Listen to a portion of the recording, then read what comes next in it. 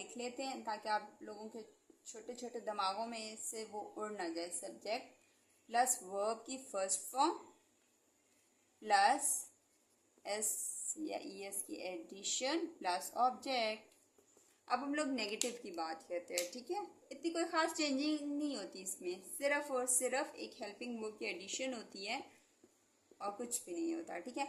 इसमें क्या होता है, subject as it is, verb की फर्स्ट फॉर्म लगती नहीं है, उससे पहले क्या लगता है या वो बाद में बताती हूँ। वर्ब की फर्स्ट फॉर्म ही लगती है, ठीक है, प्लस ऑब्जेक्ट, जो कि आपका एसवीओ का रूल है, एसवीओ, ठीक है। इसमें सिर्फ जो आपका हेल्पिंग वर्ब ऐड होता है वो डू या डज होता है, ठीक है। और ये नेगेटिव है तो ऑटोमेटिकली नॉट लगेगा, डू नॉट, डज नॉट, ठीक है।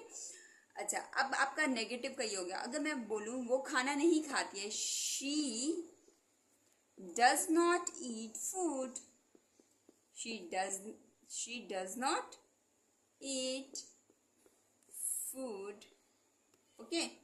अगर आप इसी का ही अगर मैं लिखूं यू के साथ, यू, ठीक है, यू के साथ लगेगा do, you do not eat food, ठीक है, जिसे हम लोग डजेंट बोलते हैं या डोंट बोलते हैं। ये जो अंग्रेज लोग होते हैं वो डोंट या डजेंट बोलते हैं, हम जैसे आम जो होते हैं वो डज नॉट या डू नॉट ही बोल रहे होते हैं, ठीक है। मेन आप लोगों को समझाना है, आप लोगों को जिस तरीके से भी समझ आ जाए। मेन ये बात होती है कि हर बच्चे का इक्वल कैलिबर नहीं होता, ठीक है। मैं इसी वजह से हर बच्चे को लेकर चलना चाह रही हूँ कि हर बच्चा इस काबिल हो जाए कि वो अच्छे से टेंस की आगे ट्रांसलेट कर सके, उसे इंग्लिश में कन्वर्ट कर सके, ठीक है। इंट्रोगेटिव, मेरे लिए हर बच्चा इक्वल है, ठीक है। अगर ये कोई ये समझ रहा है कि भाई सिर्फ ये लाइकों के लिए मैंने बना दिए, कि भाई वो इस तरीके से नहीं है। जो अब मैंने तभी बेसिक से लेके चली हूँ, क्योंकि हर बच्चे का इक्वल कैलिबर नहीं होता, कुछ बहुत ज़्यादा होते हैं वो जल्दी पिक कर लेते हैं, कुछ जो होते हैं वो ज़रा लेट पिक करते हैं, तो कोई बात नहीं। हर बंदे का अल्लाह ताला ने अपना एक दिमाग रखा है, ठीक है। हो सकता है हम लोग भी जब अपनी स्टेज के ऊपर थे तब हम लोग भी शायद इतना जल्दी पिक नहीं कर सकते होंगे, लेकिन आज भी उस लेवल के ऊपर है कि आज हम लोग किसी और को भी सिखा सकते हैं इजीली, ठीक है।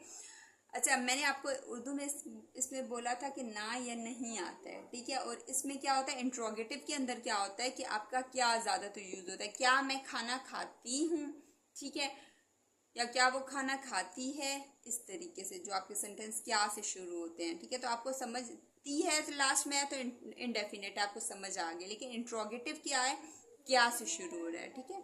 अगर मैं ये लिखूं क्या वो खाना खाती है, तो ये देखिए ती है से तो आपको समझ आया ना कि इनडेफिनेट है, और क्या से समझ आ गया कि इंट्रोगेटिव है, तो ये आपका ये पता चल गया कि ये आपका इंट्रोगेटिव है और इनडेफिनेट भी है, ठीक है। अच्छा, अब इसके अंदर क्या होता है कि आपका जो सब्जेक्ट है वो बाद में आता है और डू डजेंट पहले आता है, ठीक है। Do does plus subject plus verb की फर्स्ट फॉर्म प्लस ऑब्जेक्ट। तो अब मैं अगर इसी का सेंटेंस बनाऊं तो डज शी ईट फूड,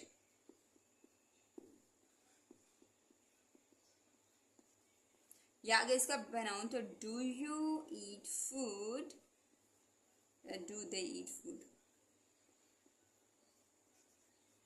ठीक है। अच्छा, एक और होता है, उसमें ये होता है नेगेटिव इंट्रोगेटिव, ठीक है। अगर मैं आपको यही समझा दूं, नेगेटिव एंड इंट्रोगेटिव वो ज़रा मिक्स होता है। उसमें क्या होता है कि नेगेटिव क्या वो खाना नहीं खाती है, ठीक है, तो इस तरह के होते हैं। तो उसका जो आपका स्ट्रक्चर होता है वो डू डज फिर सब्जेक्ट और उसके बाद नॉट लगता है। अगर मैं इसी का बनाऊं तो वो आएगा does she not, does she not eat food, तो क्या हुआ, आपका पहले डू डज लग गया, फिर सब्जेक्ट लगा, फिर नॉट लग गया एंड फिर वर्ब और ऑब्जेक्ट लग गया, ठीक है। तो ये होता है आपका नेगेटिव इंट्रोगेटिव। मेन आपके सिंपल नेगेटिव और इंट्रोगेटिव होते हैं, लेकिन कहीं ना कहीं सिंपल या आपका नेगेटिव इंट्रोगेटिव भी आता है थोड़ा सा बच्चों को कंफ्यूज करने के लिए, तो आपको इसका भी पता होना चाहिए। अब मैं आपको सिर्फ सिंपल, अब उम्मीद है आपको समझ आ गई होगी, आप लोग कोई से भी सिंपल अपनी डेली लाइफ से कुछ ना कुछ टेंसेस डेली के आप 5 करें ताकि आपको रोज़ की रोज़ प्रैक्टिस होती रहे, ठीक है।